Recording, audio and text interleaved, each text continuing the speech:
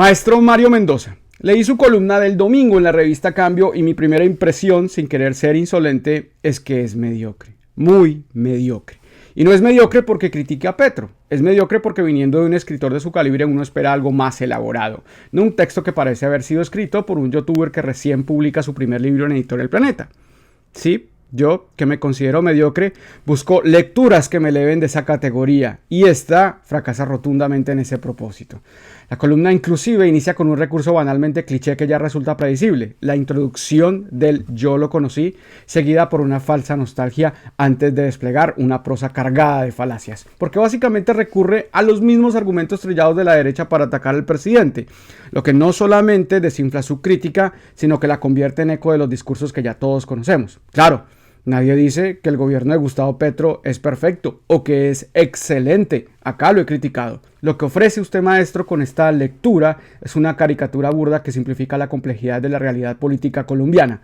Y eso no se hace con artículos de Revista Semana. Quisiera desglosar algunas de sus falacias y subjetividades que contiene su escrito. Y repito, es de una lectura muy mediocre. Comencemos por destacar uno de los elementos más evidentes en esta columna, los ataques personales. Usted, maestro Mendoza, extrañamente, en lugar de enfocarse en el desempeño de Petro como presidente, recurre constantemente a las descalificaciones personales. Lo llama narcisista paranoico y lo compara con un gurú religioso. Esto es un claro ejemplo de una falacia ad hominem, donde se ataca a la persona en lugar de sus ideas o acciones políticas. Citaré una de las frases más claras. Petro empezó a mostrar su lado más oscuro y siniestro, el del narcisista paranoico. Este tipo de afirmaciones no se basan en hechos objetivos, sino que buscan desacreditar al presidente. Busca exagerar la conducta de Petro sin ofrecer pruebas concretas. ¿Quién no va a estar paranoico con una cantidad de militares retirados animados por políticos de derecha diciendo que hay que defenestrar al presidente o en algunas ocasiones matarlo? ¿Quién no va a ser paranoico después de que el Consejo Nacional Electoral se pasa por encima de la Constitución y ordena investigarlo cuando no es su competencia? Otra subjetividad clara es cuando usted dice, a partir de ahí, la lógica fue la de un gurú religioso. Aquí usted está dando una interpretación personal cargada de juicio que presenta a Petro como un líder que ha perdido el contacto con la realidad, pero no hay pruebas sólidas detrás de esta afirmación. Pero sigamos con algunas falacias presentes en su columna. Una de las más evidentes es la generalización apresurada. Usted critica la gestión de Petro basándose en episodios como el retiro de algunos ministros. Sin embargo, utiliza estos ejemplos aislados para concluir que todo el gobierno de Petro ha sido un fracaso. Cito, fue el primero de tantos brotes de paranoia que vendrán después.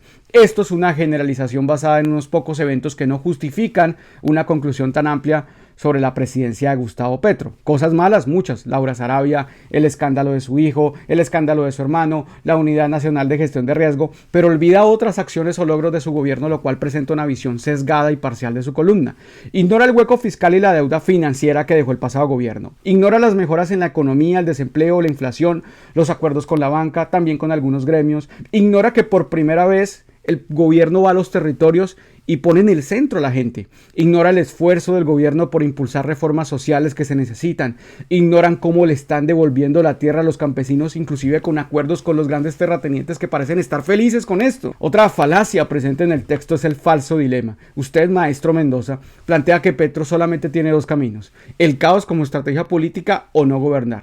La frase, cuando uno es incapaz de construir, solo le queda una opción, que es destruir. Simplifica el panorama político y excluye cualquier otra posibilidad de gobernanza o de gestión. Esta visión en blanco y negro no es realista, es maniqueísta y reduce la discusión a opciones extremas. Un tercer elemento que es importante destacar es la apelación a las emociones que hace usted a lo largo del texto. En lugar de ofrecer un análisis basado en datos o en hechos verificables, utiliza un tono emocional que busca generar miedo o desilusión en los lectores. Por ejemplo, dice, ahora solamente queda una enorme desilusión, mucha desesperanza y la zozobra de un país cuya inestabilidad política y social se ha acrecentado bajo su mandato indisciplinado y delirante. Esta afirmación es extremadamente subjetiva y tiene la intención de influir emocionalmente en los lectores sin proporcionar evidencia clara de que sea la realidad del país en general. El uso de términos como de zozobra, como desesperanza es muy clickbait para usted, Mario Mendoza. Refuerza ese tono emocional que no está sustentado en análisis objetivos, haciendo precisamente que esta columna sea mediocre. En resumen, maestro Mendoza, esa perorata sobre Gustavo Petro está llena de ataques personales, falacias lógicas y subjetividades dignas de un youtuber como yo. Y es importante para todos que cuando leamos este tipo de textos críticos seamos capaces de identificar estos elementos para no caer en la trampa y para no caer en este tema de juicios emocionales o poco fundamentados. Maestro Mendoza, se despide un mediocre más que lo seguirá admirando. Gracias a todos por ver el video. Déjenme en los comentarios qué opinan sobre esta columna.